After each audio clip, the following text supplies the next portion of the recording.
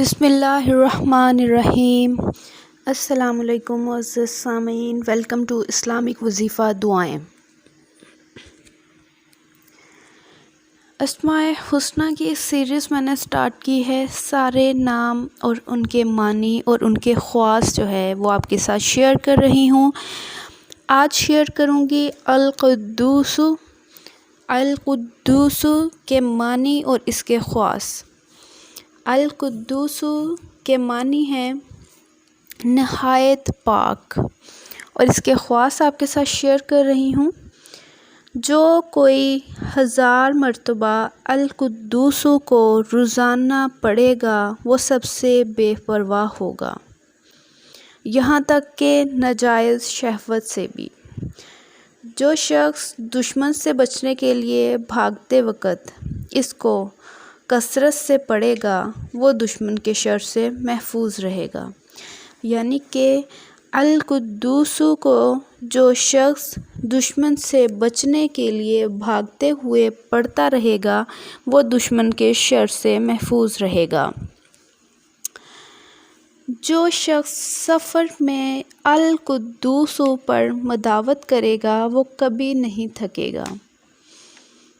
اگلا خواص اس کا ہے کہ جو شخص القدوس کو 319 بار میٹھی چیز پر پڑھ کر دشمن کو کھلائے گا تو دشمن مہربان ہو جائے گا۔ اس کا 5واں خواص ہے کہ جو شخص زوال کے وقت 170 مرتبہ القدوس پڑھے گا اس کا دل منور ہوگا اور روحانی امراض سے پاک ہو جائے گا۔ 6واں خواص ہے اس کا کہ جو کوئی 40 دن تک تنہائی میں 1000 بار القدوس پڑھے گا اس کو مقصد حاصل ہوگا اور دنیا میں اس کی قوت و تاثیر ظاہر ہو جائے گی۔ 7واں خواص ہے کہ اگر کوئی القدوس کو رات کے آخری حصے میں 1000 بار پڑھے گا تو بیماری اور بلا اس کے جسم سے دور ہو جائے گی۔